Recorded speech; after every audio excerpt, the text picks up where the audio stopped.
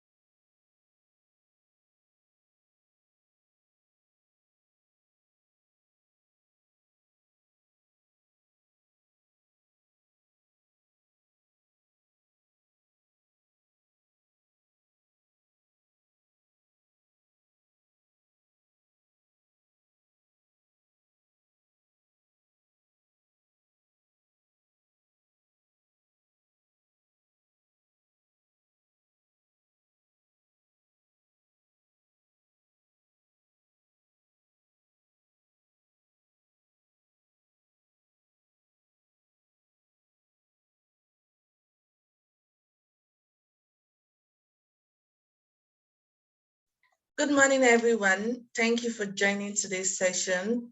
We will start in 3 minutes time to enable other persons join in, and then we'll start the conversation. But while we are waiting, feel free to introduce yourself in the chat box. So your name of your organization, and where you're joining from. Thank you.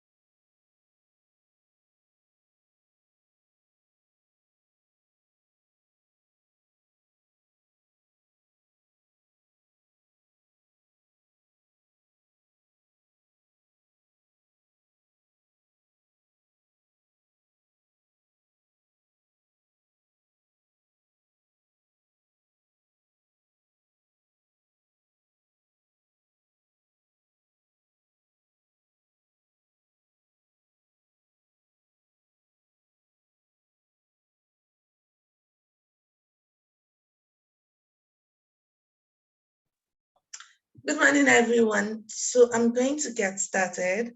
I can see we've started introducing ourselves on the chat board. So I can see Ahmed, I can see Ahmed at Isales. I can see Nehel from Oxfam, Tunisia. Good morning. Good morning, Amir from Science and Crafts. Good morning, Shahab. Good morning, Ramesh. Good morning, Delia. I hope I am pronouncing the names right, and apologies if I am not doing so. Yes, so thank you so much for joining today. Oh, yay! I am doing that, so I'm super excited. Thank you so much for joining today's session. We are really happy to have you all join the session, and we will be starting at the moment. My name is Kenneth Chuku, Kenne for short, or Kenny. I am the Member Services Manager at AfriLabs. I'm based in Abuja, Nigeria, and it's quite sunny here today. It's 27 degrees Celsius. So you can let me know how the weather is over there. So yes, we just dive right into it. How many of you can see my screen? Just a quick checking. Okay, yes. Okay, we can see my screen. So this very, very interesting picture, yeah, it was taken last year at the annual gathering in Abuja, Nigeria. You can see everyone holding different, being excited. And that's what AfriLabs is. AfriLabs is first of a community, right? I have 10 minutes, so Ahmed, let me know when my time is up. Thank you. Okay, the next. So who is that? I don't know how many of us have heard about AfriLabs, but then AfriLabs is a Pan-African organization of hubs across the continent. We currently have 347 hubs in 52 African countries, right? And then we provide a platform for collaboration, for networking, and also building the capacity of our hubs across the continent. Our vision is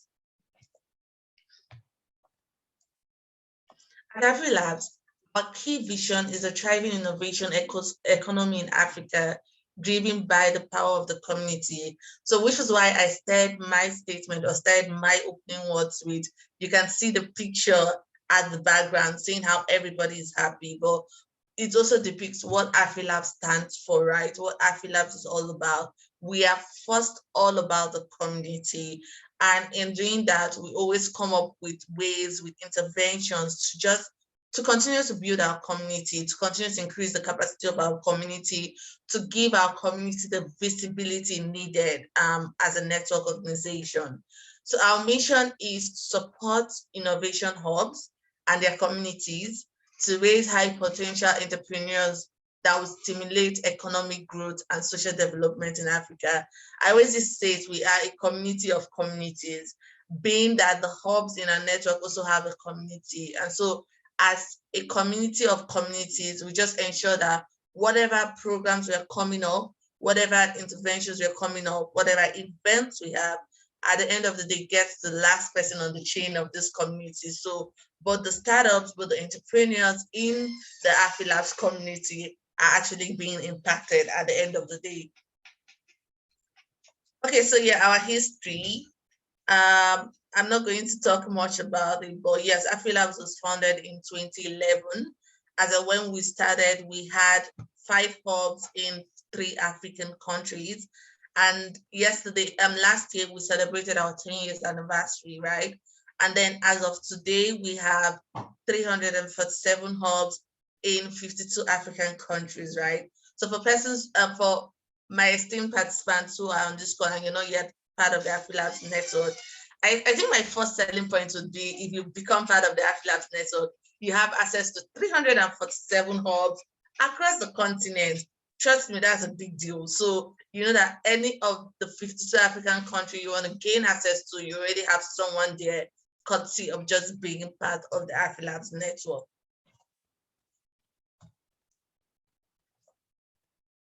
Okay, so this is just a diagram of our community at the moment.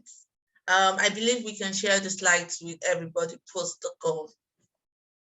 So yeah, so this is the list of the hubs we have in those various countries. So moving on, we have our reach, right? We have over 50K AfriLab Hub members email. So newsletters, subscribers, we just have that wild reach. We have 6K members with the secretariat, our emails, our subscriptions, right? And then we have over 300,000 member hubs, social media. So this is our social media reach, right? I remember when I started, I said, aside from collaboration, aside from capacity building, we tend to always try to give visibility to our members. So one of the things we do at AfriLabs is portray the works our members are doing, the startups in the community are doing. That's something we also do at AfriLabs. Yes, we have our platform, the Afri Pass, which is going to be launched pretty soon, but it gives the access to just access the spaces of other hubs across the region.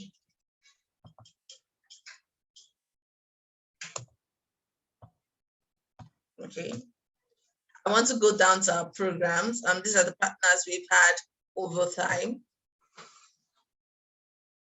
And then this is how we engage our partners. So we have events. So with our partners, we also give them access to our ecosystem events.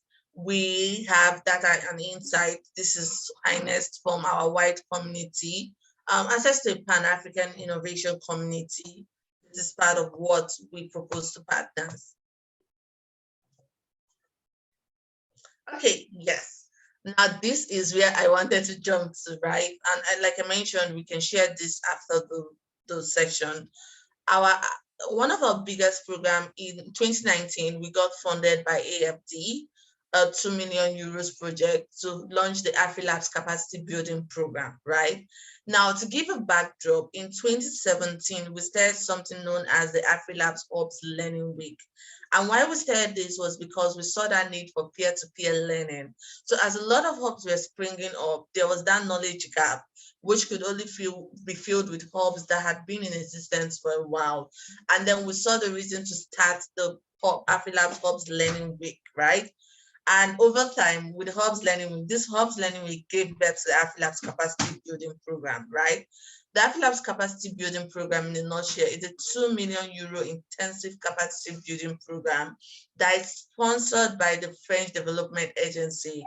And the main aim is to strengthen and build the capacity of hubs across the continent, right? So this started running in 2019.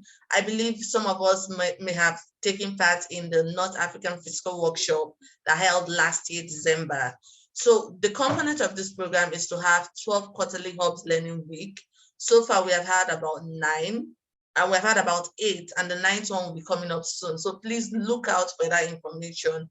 The learning week is quite interesting and quite engaging. But after that, also, you get the opportunity to apply for Meetup grants as part of the network. So 4,000 euros Meetup grant. Another component is the physical workshop. So last year we had about 8 physical workshops, right? And then the second phase of the physical workshop will be going on. And feedback we have gotten from this physical workshop is the trainings. It has really helped in building the capacity of hubs.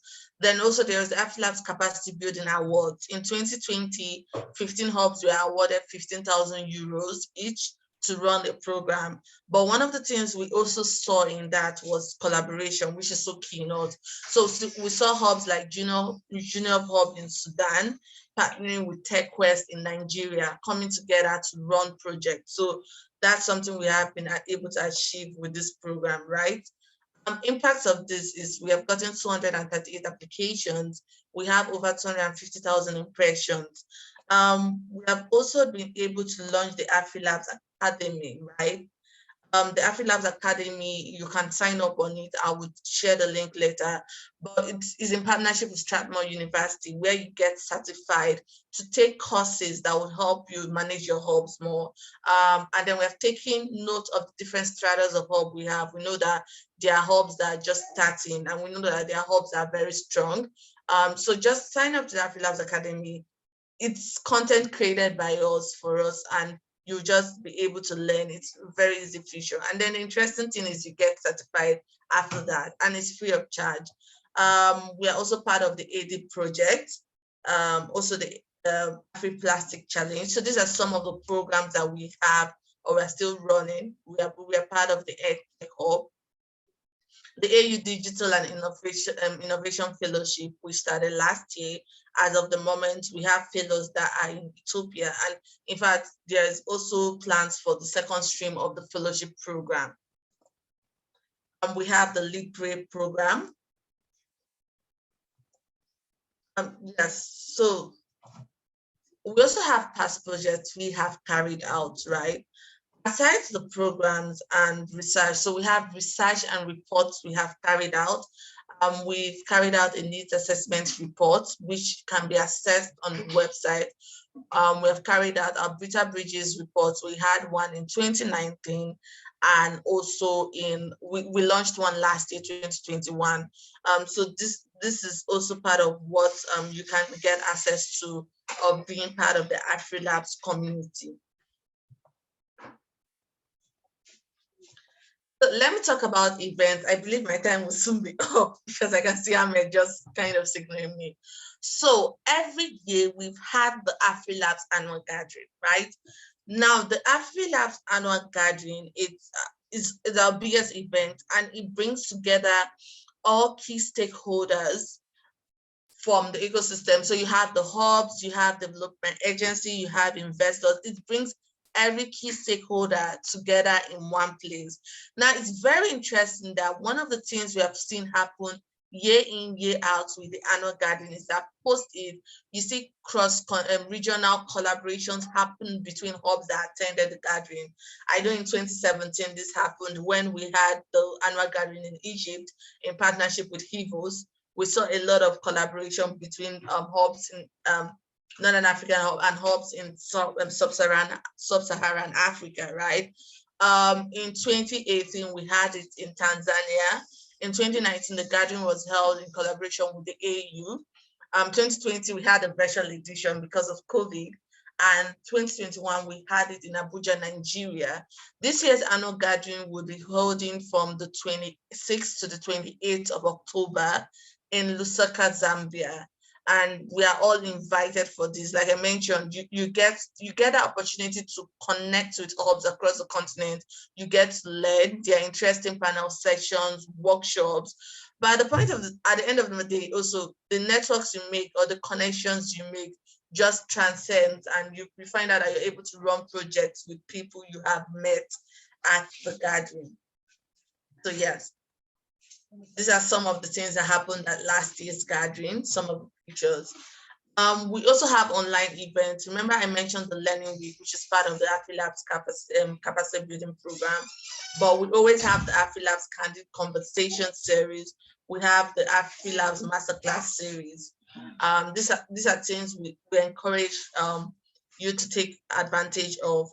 And so we are also part of the advisory board of these organizations, and we offer consulting and services. I'm going to stop sharing now. I believe my time is up, and I believe I was able to do justice about AfriLabs. I don't know if anyone has like one or two questions before my time is up, but aside that, I'm still around. I'm going to hand over to my able moderator for today's final session, Ahmed Bastawi, who is the managing director of AfriLabs. So Ahmed, over to you. And I hope I kept the time. Thank you so much, Kenny. It has been like a privilege actually witnessing the journey of AfriLabs progress since almost the beginning, when it was almost 5 hubs or 6 hubs, and now it's like more than 300 hubs, like 345, as you were mentioning. Thank you so much for these like enlightening insights as well. And I believe everyone would be asking about where is the registration link for the AfriLabs annual gathering. So it would be interesting to drop it in the chat as well. So hello everyone. Sabah al-khair alaykum kullukum. I'm so privileged actually being with you in this panel discussion, because it comes actually as a continuation for an organic conversation that has been happening for many years, I would say, among hub managers, but also incubators and accelerators among the region, and AfriLabs as well. So I believe it's time to put it into action and get these great people on board and get the discussion going. Today, actually, we're going to discuss like a very interesting topic about the North African region in particular, and how the regional collaboration could be nurtured, basically. and then how also AfriLabs could play an active role in that. And what we will try to do along these couple of hours that we have is basically trying to understand more about this ecosystem. So digging deeper, having deep dives about what does that ecosystem look like actually, from different perspectives actually. So we have different countries representing the North African region. So we will have a very interesting chance actually to understand it from different national and local perspectives. And afterwards, we will try to see as well, like what are the challenges that are existing already, and what are the common challenges between these countries or within the region, and how can these challenges actually could be tackled in a way or another. Because I believe also that everyone from our great panelists have done a great job on the ground actually trying to make this happen in a way. So how can we compile all of these efforts and make a great impact on the ground? I think this is an interesting discussion we're going to have today. So today we speak about the North Africa regional collaboration and how basically we can work all towards a thriving ecosystem. And this discussion would not be great unless the contribution of the great panelists actually are there. So I would like to welcome our panelists. So I'll start with the lady on the panel as well, like Maisa Mrabit, so the incubator director of Afkar in Tunisia. So how are you doing, Maisa? Fine, I'm so happy to be here and have this discussion with all of you guys. It's a pleasure having you. And then Khalid Ali from Sudan, actually, he's the executive director for the European Chamber of Commerce of Sudan and also representing Savannah Labs. Khalid, how are you? Sabah al khair, Ahmed, and the panelists and brothers and sisters who are attending this.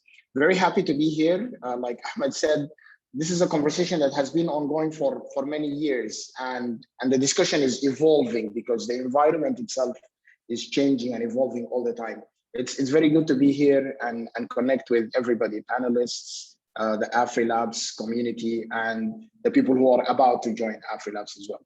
Glad to be here. Lovely having you, Khalid. Thank you so much. And we have also Abdallah Malik from Algeria. He's the founder of C Labs. How are you doing, Abdallah? Hi everyone. Sabah al khair. Good morning. Bonjour. So yeah, it's very nice to join you guys. It's very interesting. As you said, we are saying the same thing. It's something that it's happening since few years. I remember like my first gathering, and it was very interesting to see AfriLabs growing since then. I think my first gathering was in Cairo in 2016 or 17, and we still trying to build something within all the African countries, of course, but Africa is a huge continent. We have 54 countries, so we need to do it at least on a regional level, and we need to do more. And doing this also with AfriLabs might be very useful and very impactful. So thank you for having me, and I'm looking forward to have this discussion. Thank you so much, Abdallah. And from Algeria, we go to Morocco, and then we have Adnan Adewi, co-founder of MCICE. So how are you doing, Adnan? Assalamu alaikum. Good morning, everyone. Bonjour à toutes et à tous. Well, I think it's a great morning because if we're gathered together to make great things happen and create more links, the morning cannot be any better. I haven't had the chance to attend any AfriLabs gathering, but I have many friends and people who are across the network, and I think, as Abdullah said, it's a great opportunity to create more links, and in the world where we live in today, the more connected we are, the better we can be. And thanks you again for the opportunity. Thank you, Adnan. You haven't attended yet, so this year we'll see. Yeah, said yet, yeah.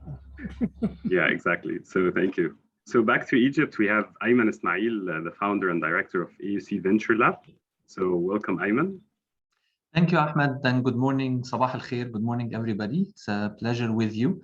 We've been part of AfriLabs since 2017. We hosted the first meetup in Cairo, and very happy to actually have good old friends from that time. And then I attended the one in Tanzania, and very happy to be part of this network. I think it's wonderful to see the growth in the number of membership over the past 5 or 6 years. And I think the most important part now is actually to increase the intensity of the collaboration interaction between those members now that we have a good critical mass. And there are many people who are doing fantastic things that I would love to learn about and learn from and share our experiences as well. So very happy to be with you and be part of this conversation. Pleasure having you and everyone. And let's kick off the conversation. But before doing that, like just to let you know that we will make sure that it is a discussion between everyone here, also including the participants. So whenever any of you guys have a question, please put it in the chat, and then we'll have also different slots where you can speak as possible, so you can engage with the panelists as well. And we will make sure that we tackle all the questions that we have as long as it's around the scope of this discussion as well. And at the end, stay tuned, because Kenny will let you basically know how you should join, actually, or you could join the AfriLabs annual gathering this year. So I would like actually to start by asking you all, actually, like speaking about the current innovation ecosystem in the North Africa. I know that there are different actually ecosystems in each of the countries. And it's quite interesting because we have different interesting statistics about how the North African region as a whole is growing, but also the whole African part. So I'll start with having your country's perspective about the innovation ecosystem and how it is connected to the North African region as well. So who would like to start? So shall I call some names? So Maisa, what do you think about that? In Tunisia, we are witnessing, as you know, all the rising of innovation ecosystem. We are, all the dots are getting aligned for the ecosystem to flourish. We are lucky today because we have the support of the government. There is a PPP initiative, the Startup Act. It's put in place with Startup Tunisia, offering a legal framework for startups and investors to develop this ecosystem. They're doing amazing jobs gathering all the SSOs, all the support organization structures to work together. They're also offering funds today, prototyping funds and pre-Series A funds also. It's a refundable grant, so it's really new mechanism, very startup friendly. And there is finally the fund of funds put in place, and we are witnessing the first VC funds getting launched. So besides the whole work that started before this initiative with all incubators, co-working spaces, innovation hubs, and accelerators that are helping and creating the pipe, you know, for us, like for everyone here in the room, to create and get our first unicorns. We are witnessing some amazing fundraising within the ecosystem, and we have like a few stars in the ecosystem, like in the EdTech, in the AI. So I think I will be maybe talking about them a bit later, but there is something definitely going on, and you know, there's everything needed today for our ecosystem to thrive. Interesting. Thank you, Maisa. We have seen actually a lot of momentum happening over the past years from Tunisia, actually. However, like I'm always skeptic when we speak about the unicorns and the representation of the stars on the ground, because we have so many more on the ground, but not labeled with the unicorn thing. But like, yeah, thank you so much. I would like to give the floor also to Abdallah. How is it in Algeria, actually? Thank you, Ahmed. Actually, we are a bit optimistic about what's happening today in Algeria. when we started 7 years ago, it was, to be honest, it was kind of weird to tell people that you are a private organization and you support entrepreneurship, because at this time, like supporting entrepreneurship was mainly the mission of the government. Today we have 10 of I think we have tens of other hubs in all the country.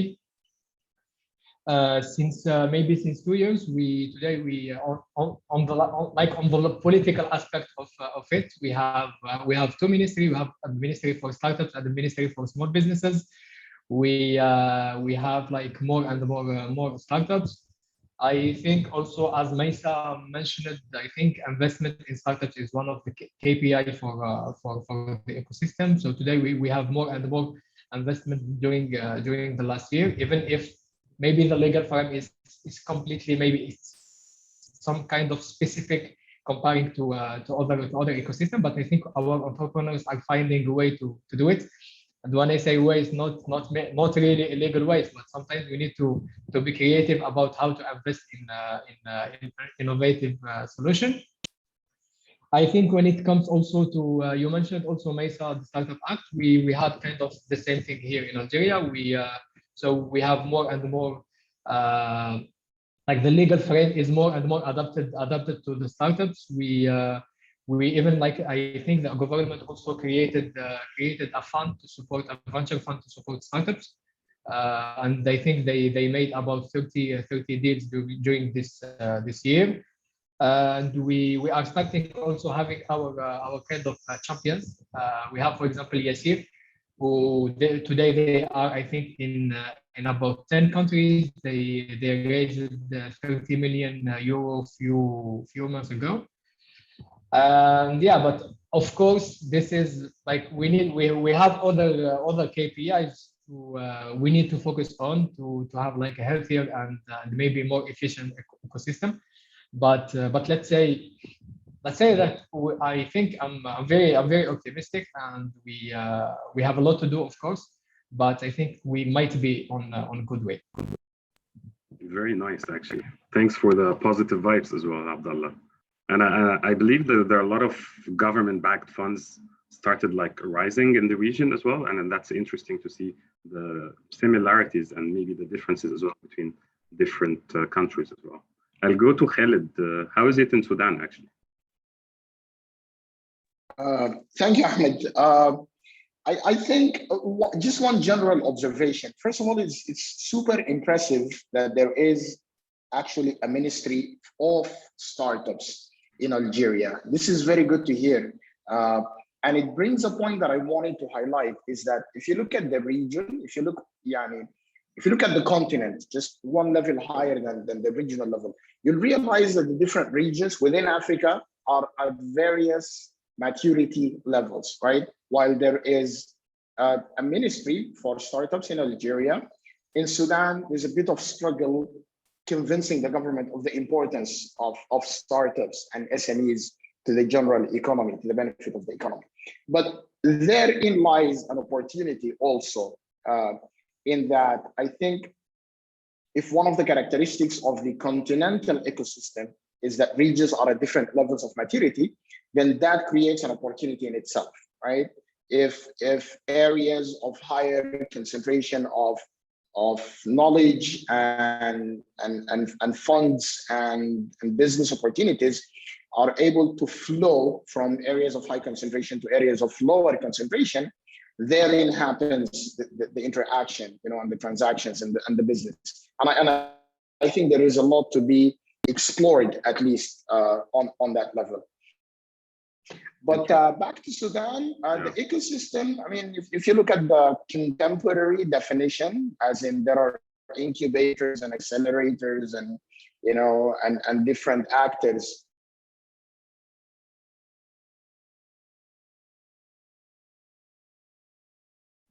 Entrepreneurship and startups existed in so many unorganized and unstructured ways way before that.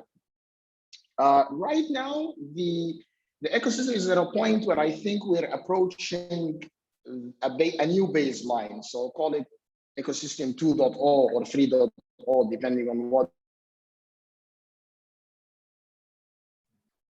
Yeah, Khalid, I think your connection is cutting off. The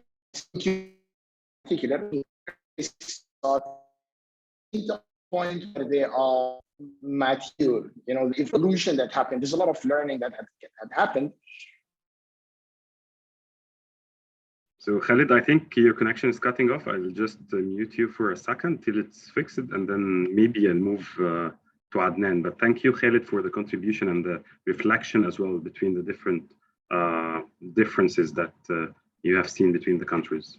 So Adnan, how is it in Morocco actually? How is the ecosystem there? I have to say that I'm very allergic to the term unicorns, and I don't think that this might sound very weird, but I think that measuring successes of how can I say, like the startup ecosystem by the funds that have been raised in the Series A, I personally allergic to that because I believe in inclusion, and I don't think that amassing large amounts of money does create jobs and does create inclusion. So I had to say this at the beginning just to set the scene. As I said at the beginning, I'm interested in social entrepreneurship and social impact.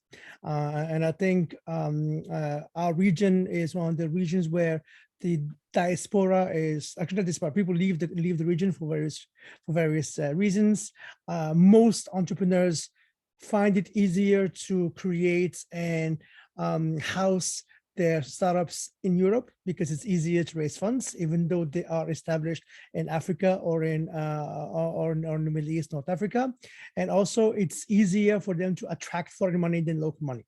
That being said, for the last 10 years, there was, I would say, consciousness from the government that entrepreneurship is important, not just regular SMEs, but entrepreneurship. So there has been, we don't have a ministry of entrepreneurship. We have many kind of organizations or government-ish organizations that do support entrepreneurship, and serious money is being put in place. I think the first one was, one of the first funds of funds was launched in 2018 through a loan from the World Bank, and loans are important in these things. Not huge amounts of money, like $50 million, but it was a start to convince like public actors to put money into incubators and into startups.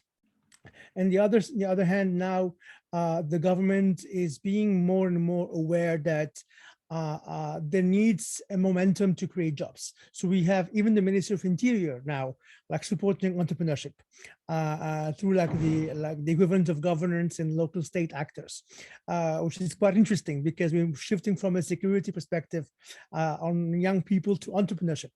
And then if you add to it things regarding unemployment, migration, security, entrepreneurship has become, I would say, a holy grail, but not innovation. This is where I'm putting the difference. If you look at like regular actors like the World Bank, the IMF, they're still talking about SMEs. And there is a difference when we talk between SMEs and innovation. It's not the same type of discourse. You have lots of resources to promote SME development, lots of money, whether it's free loans or you name it. But when we talk about innovation here, we go to other levels, how your research applies, how you protect ideas if you believe in protecting them. And I think the local ecosystem has grown. We have like many, I would say, homegrown initiatives that are housed in country that are now being operating elsewhere. But still, there is a lot of things to do. And I think the consciousness from actors, we have more and more incubators that are leaving the country than staying in because of like regulations regarding foreign currency, regulation regarding digital currencies. But that being said, the momentum from young people is there. The momentum from traditional actors is starting to pick up. But again, the 10 years ago was not the same conversation. It was different. Now, I believe and I hope that the next 10 years would see a reverse brain trust and reverse brain gain to create and keep the value inside Africa, inside the countries. That's very interesting, Adnan, and I believe we will dig deeper as well, like in the challenges that are existing there, and we will try to understand more how we could tackle them and what are the practices that are existing for that as well. But you mentioned also a very interesting part, And Nikisa, I think, is stressing that there are so many things we can measure. Unicorns is just one of them, but also impact is a crucial, like I would say, catalyst for the whole innovation and entrepreneurship ecosystems, from my perspective at least. Thank you so much. And last but not least, I'll go to Ayman. So how would you describe actually the current innovation ecosystem in Egypt from your huge experience on the ground as well? Thank you, Ahmed. And I think, let me just build on a couple of comments from Adnan and Abdullah. When we're talking about, there is innovation, there is entrepreneurship, and there's the SMEs. And those are three very different things. And I think it's very important that we have the distinction. So the SME part has always been the core of the economy, and that's the part that's contributing to inclusion more. The innovation, connecting R&D with commercializing those innovations, and that's probably the weakest link that we have. And the entrepreneurship, the tech-enabled startups and entrepreneurship, that's probably the part where we're getting a lot of the energy and action. So just quick bullet points. If you look at the entrepreneurs and their profile, I think we're having a new generation of entrepreneurs that's getting in. Two profiles that we did not have before. One is we're getting a lot of mid-career professionals, people who have a lot of experience in industry that are looking at getting into the space. And we're having, the second is we're getting a lot of people who were part of previous high growth startups, whether it's the Careem, the Uber, the IT Works, the whatever, that are actually building on those experiences and launching their own companies. And I think those are fantastic profiles to get into the market, and they're going to really transform it and create more successful startups. On the enabler side, we're getting a lot of people trying to build incubators, accelerators, entrepreneurship centers across the country, co-working spaces and so on. But I think the numbers are increasing, but I think the quality is still limited. The knowledge on the ground is still limited. So there's a lot of work that we need to do to build kind of the capacity, the knowledge of those enablers. And it's going to take a lot of time, and we can dig deeper into this part. The investment side is going very nicely. I mean, 3 years ago, we had probably between the $100 to $150 million investments in startups collectively, in tech-enabled startups. We're not talking about the SMEs or the R&D part. Last year, the number was closer to the $500 million, so it's 3 times. This year, we're hoping that it would reach the $1 billion. It's probably on track. We'll see if the current investment global climate will change that, but it's going very well. We're getting several local VCs that are starting, in addition to the ones that are there, getting a fund of fund, getting funds where national banks are actually acting as limited partners, as investors in them. So the investment space is actually growing substantially, and we're seeing companies that were raising seed and pre-seed rounds in the past few years that are now moving into Series A and Series B, larger investment amounts, larger ticket sizes. So this part is moving. On the policy side, for the past couple of years, we've started to see more engagement from government executives. Entrepreneurship is becoming something on the top of the agenda of the country. And I think people are looking for positive success stories that can actually create positive energy in the economy and engagement, and things specifically around youth engagement, innovation, internationalization, and so on. There's some regulatory changes that are opening spaces in some sectors, specifically fintech, and we're hoping to see in other sectors that is coming. On the educational side, we're seeing a lot of initiatives that support awareness among youth in universities, specifically on entrepreneurship. The connection between the R&D and the industry is still limited and weak. So that's something that I think in all of our countries and still needs a lot of work to go there. On the sectoral side, we're seeing some sectors emerging. A lot of investments is going to fintech, specifically that the central bank is opening some doors. E-commerce is still probably the biggest, with a lot of people, especially after COVID, getting into buying online. Health tech is getting interesting, logistics and mobility. Sustainability is getting on the map. It was not, there were very few startups in that space. And I think now, whether you call it circular economy, sustainability, green, clean, climate, resilience, I mean, whichever angle you want to get to, but this is people are starting to talk about, and I think this is going to be a huge area given all what's happening around us in the world. Last thing is on the exits, still very limited.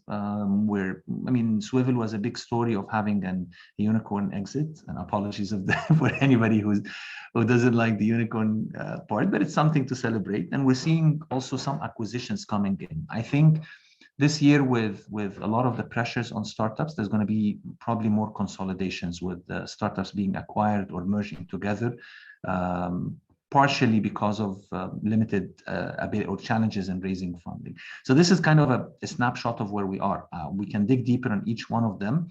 And also, I can tell you more about what we're doing at AUC Venture Lab to push that ecosystem. Next year, we're celebrating our 10th anniversary, supporting more than 300 startups in the go-to-market and growth stage, and more than 100 in the early stage, as well as the investment. So we can dig deeper on that. But overall, I think we're in a great place. We're seeing a lot of progress, and we're seeing also a lot of attention to that space that is very promising.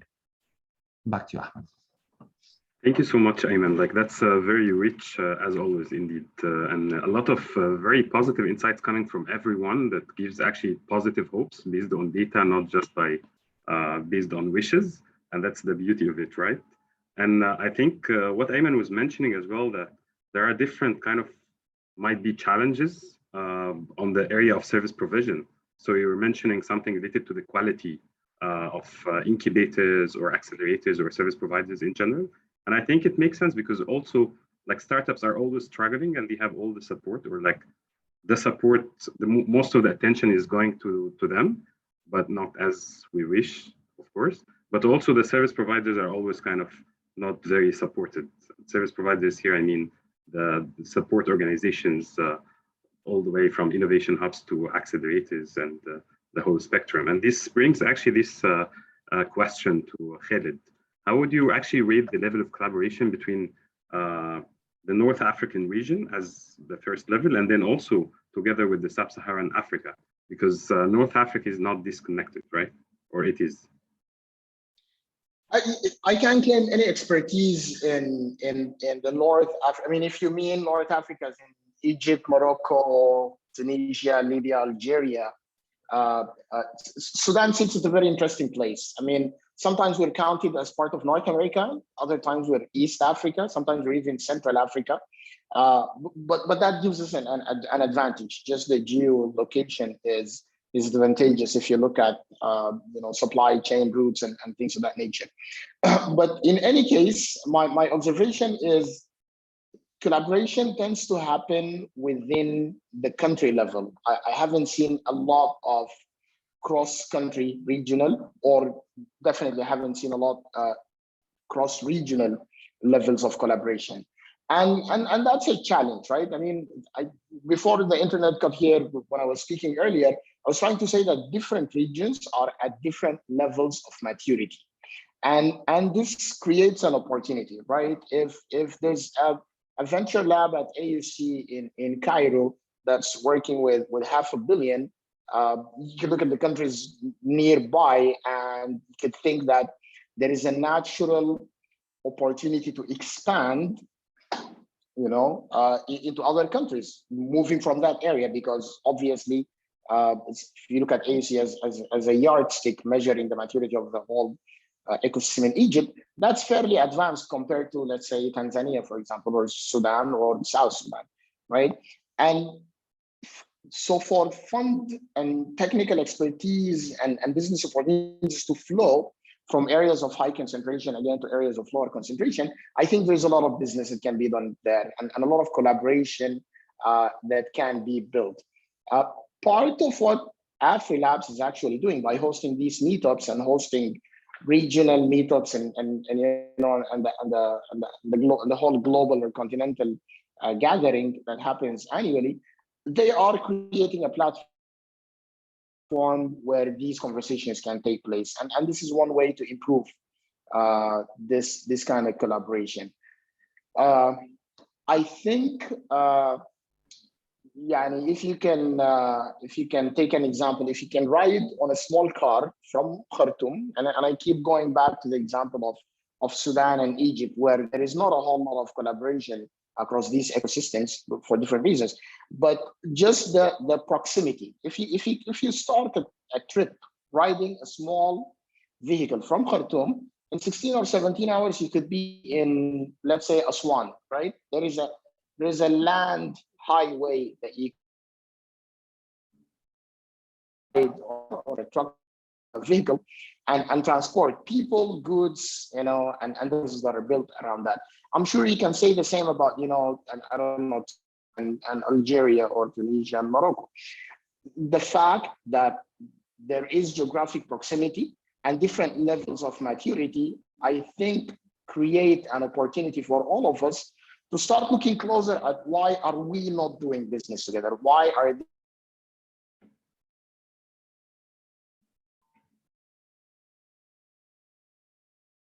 Right. I think Khalid lost his car on his way to Khartoum, right? I was heading to Aswan, but yes. Perfect. Yeah. Okay. I'll finish this very quickly. I mean, the connection is not the best here for different reasons in Khartoum. But what I'm saying is because of the different levels of maturity that allow or create an opportunity for exchange of ideas, of businesses, of access to funding, for example. And let's examine and look at why, despite that the geographic proximity amongst many of these regions, why are we not collaborating? Why are we not getting into a point where these things can flow across boundaries? And the idea here is not necessarily to achieve integration or full integration. It would be great if we can get to a point where ECOWAS is fully functional, or any of these other frameworks. The fact of the matter is they are not, right? Also, there's the difference between the speed and frequency at which governments can operate and the speeds at which startups can operate, whether they're early stage or middle stage or mature startups that are scaling. But the fact of the matter is, I think there is a reason to believe that there are opportunities to be explored. There is a platform like AfriLabs, which is a good departure point for people to meet and discuss.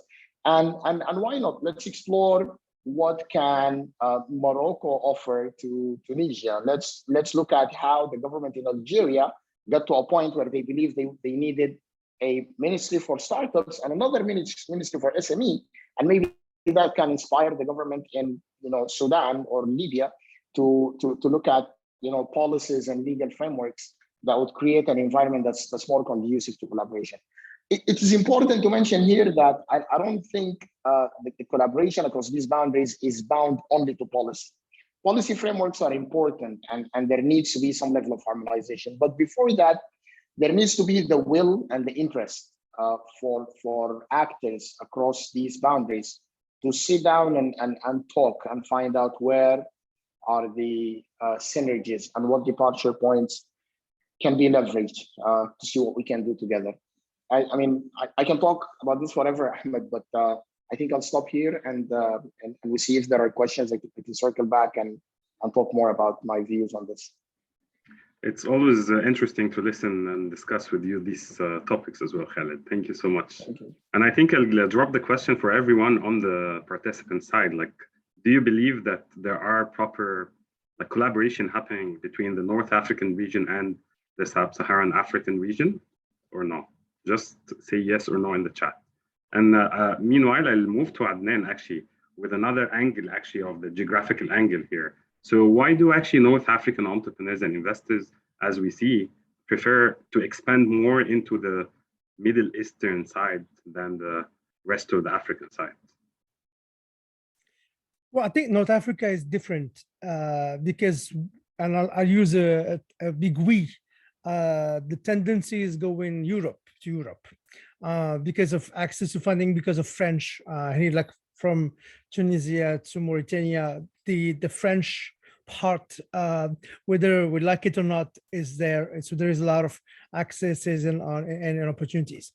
What happens is that a lot of young entrepreneurs prefer to go to the GCC and go to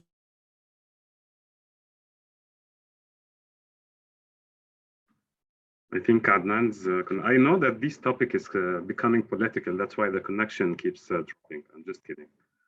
So Adnan, are you still there? So meanwhile, Adnan comes back, actually there are interesting no's coming on the chat side. everyone is saying no, except for Myrna. Said that the economical structure is very similar, even though the collaborations are quite slow, but many businesses are realizing the great opportunities that are present in the region. So till Adnan is back, who would like to pick up on this question? Do you believe actually that the North African entrepreneurs and even investors, investments and money prefer to work more in the Middle Eastern side and the GCC area? I was connected for a second. Okay, now you're back. So I was saying that, what was the last thing you heard before I was cut? Yeah, if you can summarize it briefly, because yes, okay. So I'll give you two examples. So one of the startups we supported, they had investors from South Africa. Just to process the paperwork, it took them 9 months just to be able to get the investors to be able to be I would say legally recognized. And here it's another question because like in Morocco and other countries, there's difference between large investors, like for regular business, and startup investors. The golden carpet is done for those who want to build the factories and things like that. So all the tax incentives and tax breaks and offshore accounts and all of that exists. But we want to talk about like startup investors, like angel investors on, it's much, much complex. So that's why the Gulf is luckily or not, or sadly or not, an attractive place because it's much easier now with the golden visa and all the easy processes that exist. But and also I tried myself to invest in a startup in Ghana a couple of years back. I can tell you, it was also from a Ghanaian side a nightmare, just to be able to have a clear understanding of on the processes. So I think it's two ways: policies, exit. I think Ayman mentioned exits, and many of our countries there is no clear exit policy, and most foreign investors are afraid that their money is not going to go back because of lack of regulations or poor regulations. And I think also volume. When you talk about like a market like Egypt is not when you talk about the whole of like Northern Africa from Tunisia to Algeria. We're not even like half of Egypt. And I think it's very important that integration is there. So we need to find ways to create links, soft landing spots, market opportunities, because when we have market opportunities, and I think the ZLECAf, the African Free Trade Agreement, hopefully would be something that would kickstart market opportunities across borders and thus give access to cash and startups. And I finish with another thing. I get contacts a lot from various investors in Egypt, coming to me and it's like, oh, Adnan, we know you're involved in North Africa and Egypt and sorry, in Morocco, and we want some startups. And there's always a loss in translation because mindset and language is important. And people assume that because everybody speaks Arabic, it's the same Arabic in the same language. Actually, it's different cultures. And it's like when people say one Africa, it's actually not one Africa. We have so many. Don't say that publicly, Adnan. No, just kidding. Always. Yeah. So I think we have to be aware that the cultural differences are there. And when we talk about investors, it's also there to be able to provide the type of trust and regulations to create the confidence to be able to generate value. That's very interesting, Adnan. And you were also mentioning the FCFTA agreement, but also whenever this discussion is on board, we have to speak about the mobility and the ease of access to different countries as well, because this is the other side of it, right? But also Khalid was mentioning earlier that there's not enough will, but you're mentioning more that on the grassroots level, I would say, if we can call it like that, there is the will, but the regulatory approach is not very enabling for that. Or at least trying, but not being able to. Yeah, and I think that today is not about advocacy, but I think advocacy is very important, because what made the Startup Act in Egypt in Tunisia work, because there was a huge community organizing from various actors. And I think what was inspiring about Tunisia is that every person you meet, and I know Tunisia quite well, they all self-identify as, being part of the movement, which is not something you would hear in Egypt and not something you would hear in Morocco. And I think that's something very important that we all have to learn from to be able to build stronger momentum for that. Very interesting insights. So there's also like this. So we started the conversation speaking about how the North African region collaborates with the Sub-Saharan African region, but also there is another discussion now that do actually the North African region together collaborate properly or not? Khalid, you want to add something, right? Yes, really quick, just building on what Adnan was saying. I think it's in the DNA of startups to disrupt and not to necessarily comply or follow mainstream, business modalities. And I'll just give you one very quick example, right? There is a startup that's registered in Khartoum that is trying to launch a digital bank, right? And you would wonder, why would anybody want to start a digital bank? I mean, if you're in East Africa, you would think Kenya, for example, because fintech there is much more advanced than Sudan. But the actual attractive point to that particular startup was the fact that fintech is not regulated in Sudan. And they wanted to launch in Sudan and push the boundaries, but then that would be their launching pad to Ethiopia and Tanzania and Uganda and South Sudan, and then move a little bit west, and get all the way to Ghana, Nigeria, until they go regionally. So I fully recognize and understand and acknowledge the challenges. Different culture is an excellent point. I mean, Adnan brought that up, and I know, the experience that even in just having a conversation and the way every culture looks at a particular topic. But let that not stop us for a minute from believing that in those differences lie opportunities. And if there is that will, to sit down and have discussions around that, I think a lot can be achieved. I mean, because if we wait for all of these problems to be resolved, I mean, many of them are at policy and government level. Some of them are at strategy level. Some of them are access to finance. You never get to a point where you have a regular, sustained kind of collaboration. So, I mean, I guess my invitation, what I'm trying to say is, let's recognize and acknowledge the challenges, but let's try to think creatively and disrupt these norms and see how we can come up with something that works for within a collaboration platform. Cool. Actually, that's a very interesting transition to my next point, actually, because speaking about opportunities, so we have seen like an organization like AfriLabs, for example, playing an active role in bridging between the Pan-African collaborations, but also between the North African side and the Sub-Saharan African side. So Ayman, what do you think the role of AfriLabs could be? Because there have been like many activities, many efforts being done in that. I know it's always not enough. So how do you envision that actually? Ahmed, let me get to this question, but I just want to mention something about the collaboration in general, whether it's to the MENA or within the North Africa or between North Africa and Sub-Saharan, whatever it is. So let's just think practically speaking from a startup perspective. The startup started in Egypt or Morocco or Tunisia or whichever country, or Nigeria or South Africa. And now they're getting to a point where they're doing well in their country and they are considering going to another country. Where would they go? So I've worked with a lot of startups who are going through this decision, and it's a very interesting decision. So first thing, they look for a country that has a sizable market. So they want, the market is big, the purchasing power is high, and their product actually fits within the market needs. So it has the need in this market. Maybe it's a market that's lagging a year or two behind where they're coming from, so they can actually launch that company there and get a little bit of advantage. Second thing, they're looking for an enabling environment. It doesn't need to be perfect. I mean, policy frameworks in our countries are not perfect. The question is it just, does it allow you to get in? So in some areas that are heavily regulated, like you were talking about having a digital bank, you can do that in Sudan, but you can't do it in Egypt yet. Maybe in a year, once they get the license and people figure it out. So the startup needs an enabling environment that just allows them to get in.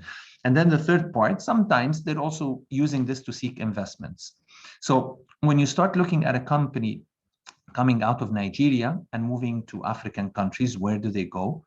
when you look at a country coming out of Egypt, where do they go? Or coming out of Morocco, where do they go? So that's the logic that we need to look at. So we can advocate as much as we want, but we want to figure this out. So if you are thinking about something what do we do as AfriLabs? So one thing is we just need to provide enough information about what's happening in our countries. So I may know through a friend of mine what's happening in Morocco, because I'm following what's happening there, but maybe I know less about what's happening in Algeria.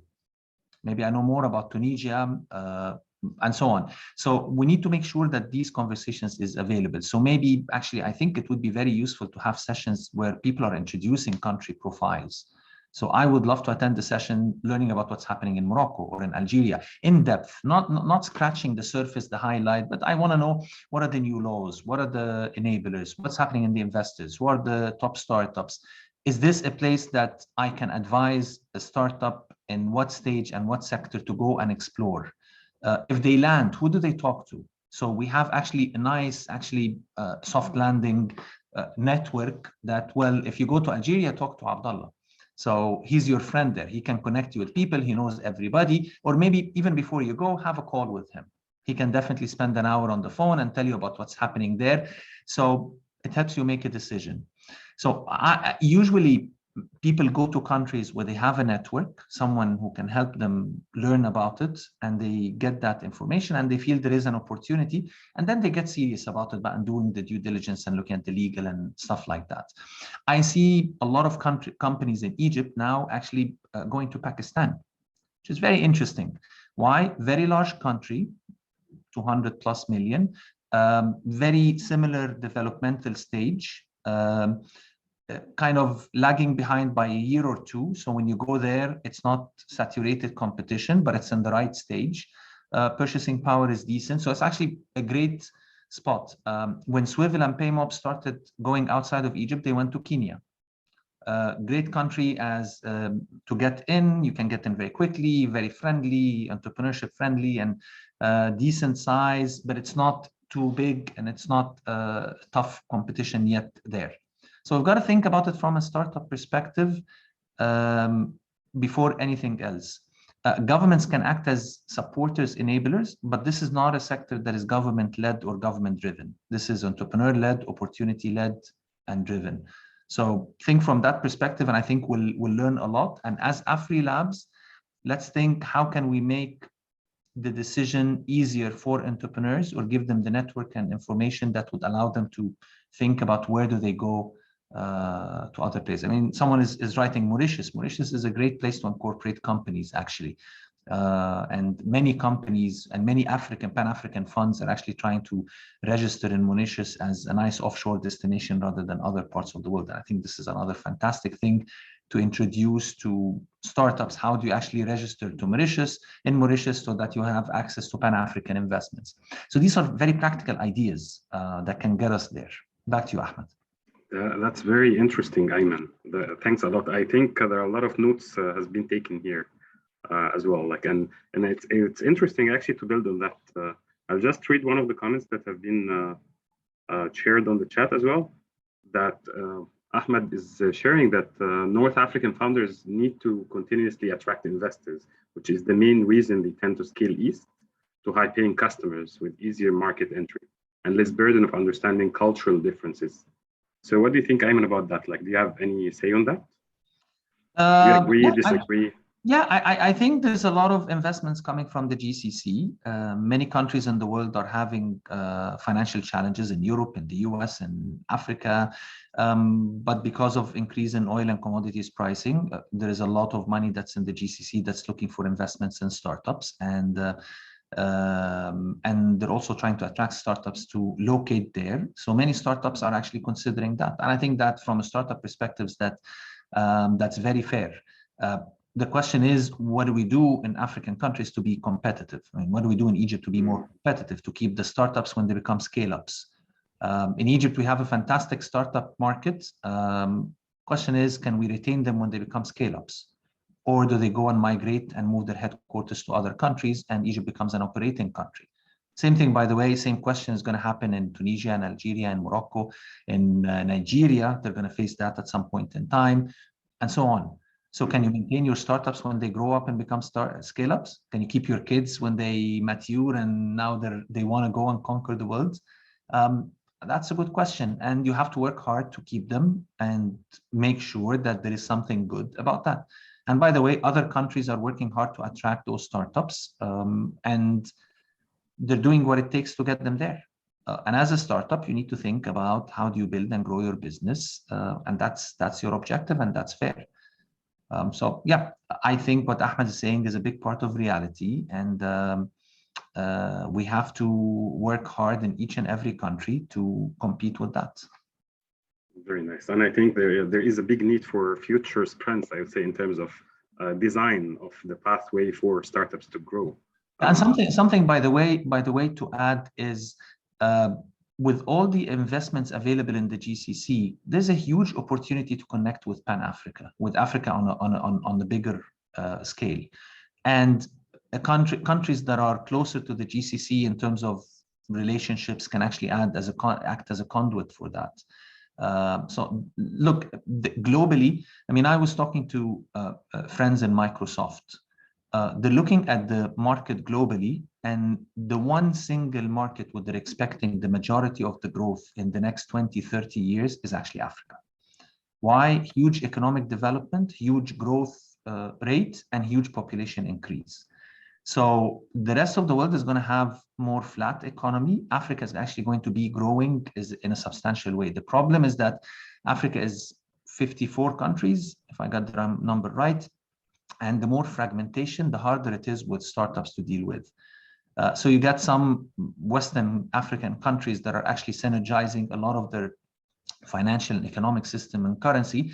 It becomes much easier for entrepreneurs to enter into those markets. And we've got to think about regional arrangements so that you're not getting into Kenya, you're getting into actually Kenya and Tanzania and Rwanda at the same time. You're not getting into Egypt, you might be getting into North Africa. So that's a huge part. So can you attract actually investments and create those connections between the GCC countries and Africa? I think that's a huge opportunity, and startups can play a mediating role in channeling a lot of those investments as venture capital investments. Very interesting. Thank you so much, Ayman. I have two says on that. Actually, one, that I believe that there's much of investments in the region here, but they are untapped. And also the way they operate, they are way different than the GCC way of putting investments into foreign companies or startups. But it's the big question here is how to tap into these kind of networks, tap into these kind of cultural investment schemes that are there, because they operate way differently. So it's if we are trying to see it from a typical VC, typical investment led ventures, it would be way different in terms of operations, in terms of mode of collaboration and so on. The other thing is basically over the past years, I've been witnessing different startups from different actually places in different countries in the region here in the continent have been scaling actually Pan-African. Because before, like 5-6 years ago, they have been always looking to go outside of the continent. But now I've seen that happening. And I know that it's very difficult, very challenging, but it is happening actually. So a startup in Egypt is, when they're expanding into Kenya, they're expanding into South Africa, they're expanding into Morocco. And we have seen a lot of amazing stuff happening and a lot of interesting models. And I think what Ayman was mentioning as well about like even the role of AfriLabs, I think shedding the light on these kind of cases that have managed to do it is super important. Just, we need to find them just through the network as well. And this brings me to this topic actually, because last month I was in Tunisia, and I was lucky to meet Maisa, and then we had an interesting brainstorming as well. So we were speaking more about how the hubs actually could play a mediating role between the different ecosystem players and between the main pillars of actually building an ecosystem in the region. And we have been thinking more about like how AfriLabs could capitalize on that, but also how the hubs could help AfriLabs in a way to do that, because AfriLabs are the hubs as well. So what do you think, Maisa? What should be the role of the hubs and investors as well to strengthen such collaboration? Yeah, I think Ayman said a lot of it already. Today, hubs have an important role as they could like act and propose proper soft landing solutions for all these startups that are starting to look into different countries. Like the presentation you talked about, Eamon, yeah, for these startups today, they're not obliged to take the plane and go to these countries to understand if there's a market or not. It's just a call, it's a Google Meet, it's 1 hour, and introduction to the whole ecosystem that could be done within a week and understand if there's an opportunities or not. I could speak for myself today. I would be very happy to receive calls from all the countries, from all startups who would love to understand what's happening here in Tunis, if there's a potential expansion here to benefit from the whole framework that's and the movement that's happening here in Tunisia, as a lot of VC funds are getting launched, and who will also invest in not only in Tunisian startups. So this will be also an opportunity for these startups. So it's proper introductions to big corporates, to investors, to whatever, ministries. As you know, when we work in the ecosystem, entrepreneurial ecosystem, we're very connected. We're very agile in our ways of putting in place very quickly things. So I think this should be like something that we should work on, not only like we've been talking about this, I think, Khaled, when we met last year, end of last year, and like it should be something that we do on a monthly basis. Like, you have a week where your whole team is here helping other startups from other ecosystems coming to Tunisia, or even like connecting them with the right people, because there's a lot of misinformation. Like you talked earlier about why not going to some countries, because there's a lack of information, I think, today, and our role is to ease and to give all this information, like, with the not send you a document with the 300 pages to read. It's like I give you very quickly a topic of what's happening exactly, and you will know very quickly if there's an opportunity for you here or not. And this is amazing, an amazing role that we could do, that we could have as innovation hubs. And as part of AfriLabs, like amazing 300 hubs, I've met with maybe 20, 25 of them, and I'm really eager to meet with the rest and understand what we could do together. That's very inspiring, Maisa. Thank you so much. I'll go to Abdullah and might come back to you. And basically, what could be like, because we also have hubs represented listening to our conversation now. So what could be the action items for the innovation hubs to collaborate together to create more impact on the ground and work better on supporting entrepreneurs? Thank you, Ahmed. I think my friends they already said everything. I think soft landing is one of the main points that we need to work on it, and this is something that we do at AfriLabs. We even do this with the diaspora, with the Algerians, like they advise it in other countries, and they went to start something in Algeria. We had kind of small success stories related to this. And we also do this with other startups or other unicorns from the region. When they come to when they want to start in Algeria, they need to find someone to talk to understand more about the ecosystem. And this is something, for example, we did with Karim, I think 4 years ago, when they went to start in Algeria. So, but I want to make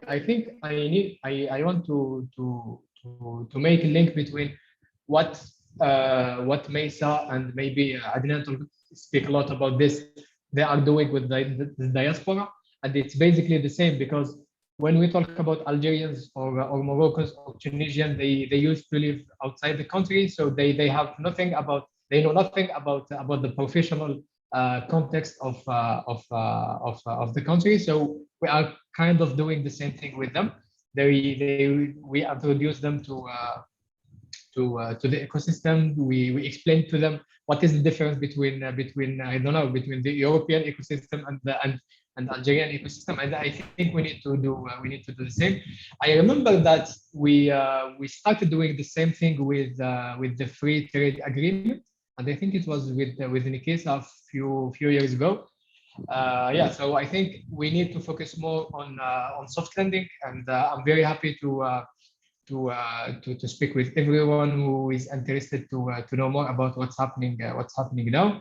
And I think there is a second point completely related to hubs, which is trying to improve like our programs, the efficiency of the programs that all the hubs are launching, and to learn from each other. And this is one of the points that I'm very interested in and very advocated. Every time I meet someone from the AfriLabs network or the other networks, I'm very interested to learn more about how they're operating, what are the efficiency of all the programs they are working on. And I think this is something that we need to start collaborating with this. And after that, of course, matching the startups from all the programs, from all the ecosystem will be like very natural for what we are doing. So basically, we need soft landing, as my friend said, and we need also create more collaboration between the hubs. And with the time, I think this collaboration and this synergy will be transferred to the startups automatically. Thank you so much, Abdullah. I'll take actually on the second point, because it's very interesting, and it refers back to the point that Ayman was mentioning in the beginning of the panel about the quality of the provided services, that it needs to be, I would say, scaled or capitalized or supported. So I think there are some efforts actually in supporting innovation hubs themselves, and also incubators and accelerators and other support organizations. But what you are saying here is basically opening up our books and like sharing the learnings and the failures and the good practices and the bad practices as well, that from what have been achieved on the ground and what have been experienced on the ground is a crucial element. And I think this is an invitation for everyone actually to become more connected, but also to become more connected on the genuine human level, in a way that basically could allow these hubs to become mediators and catalyzers for the whole innovation and entrepreneurship ecosystems. Thank you so much, Abdullah. Maisa, do you have like a concrete example or an example, like a model that you see Afkar, for example, could do with other hubs, or other hubs can do together with each other? Yeah, we've already presented. Because you have been brainstorming some ideas, right? Yes, we put in place a platform lately called Njano. That's its aim is to give hubs initiative, all innovation hubs, a tool to manage their programs, but also their communities, and build startup databases. And the idea is like for us tomorrow to create a big version of this platform and offer these connections between startups. Like Njano today is in 12 countries in Africa, and we hope to grow the activity more. And this was thought like a first, solution that we could offer to AfriLabs community and to every innovation hubs that would like to join the movement. So these platforms today offer connection, a tool that offers startups the opportunity to present their businesses, what they need, and hopefully tomorrow we will be developing some intelligence to connect these startups within the needs they have. So I think this is something that we could bring to the table to AfriLabs, but I think all of us could like have ideas, and I think la volonté, people here all want to connect at a certain level. We all developed some things in our ecosystems, and we all want to go and explore other ecosystems, all what's happening. I think so today we're here. We're very happy to support, to help, and to try to make these countries in Africa more connected on the entrepreneurial ecosystem, at least. Very interesting. Thank you so much, Maisa. I think Aziza was also mentioning in the chat that there is a need for more regional events, like, so seeing people like meeting each other face to face is also important, because this is how we build this kind of trust relationship. And actually jump to Khaled, because we have been putting a lot of stress on the hubs, on the investors, on the entrepreneurs, but also like AfriLabs and other support organizations. So I'll move a little bit to the innovation policy side, or the policy side in particular. So do you think that we should adapt to these kind of changes in terms of innovation policies, and what could be these changes actually to strengthen such a collaboration?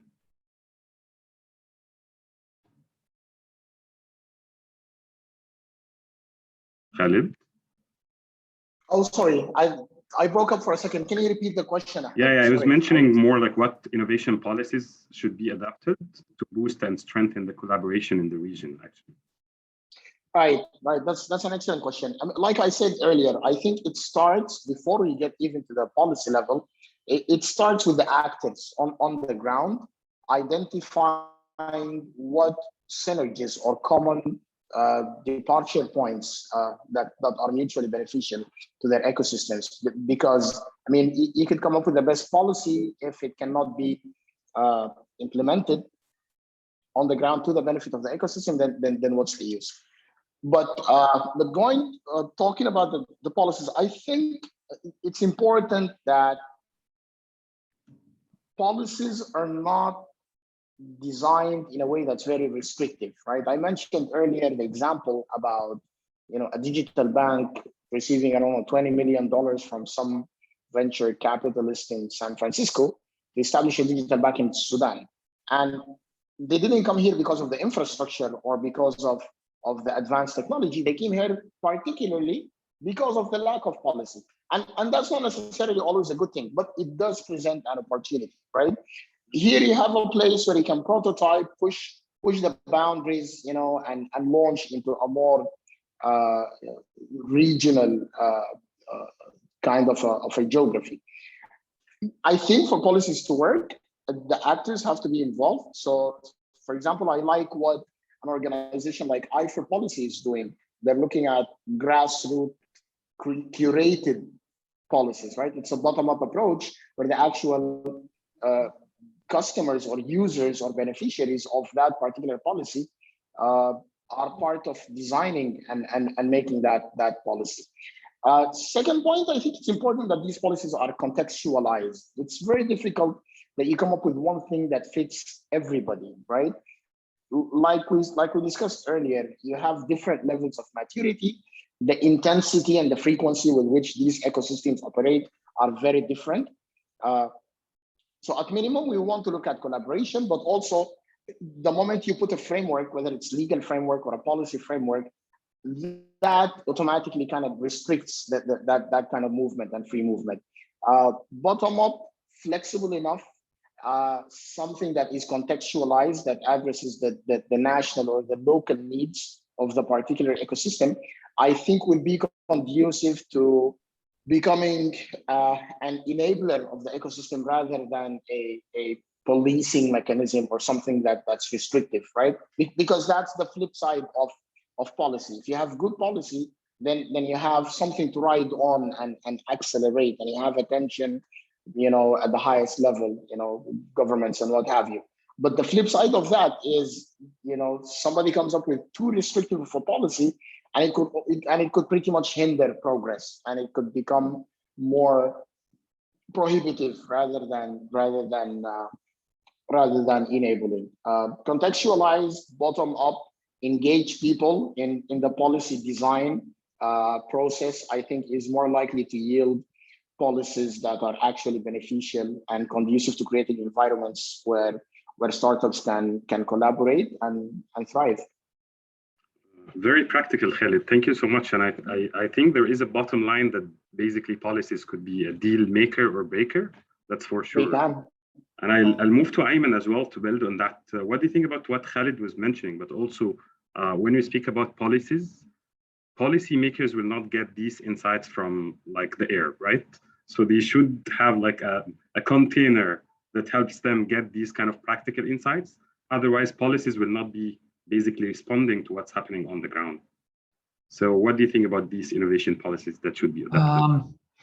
Look, policies are very, it is a very challenging area. So let's take it one step, area by area. There are policies that are enabling for the whole business environment. Those are the ones that you'll find in the World Bank doing business indicators, things about just incorporating companies, operating dispute resolution, contractual, and all of that. And this is the macro environment for the whole country. And the reforms in that area are really, really, really beneficial, even though people don't think about them that they're related to entrepreneurship. But this is the environment where you operate. Second, you get into very specific things if we're talking about tech-enabled startups. So very specific things that have to do with the investment side, being able to do convertible notes, term sheets, being able to incorporate venture capital funds, dealing with tax issues, particularly capital gains tax issues, and so on. And this is, I mean, another layer. The third layer is very sector specific.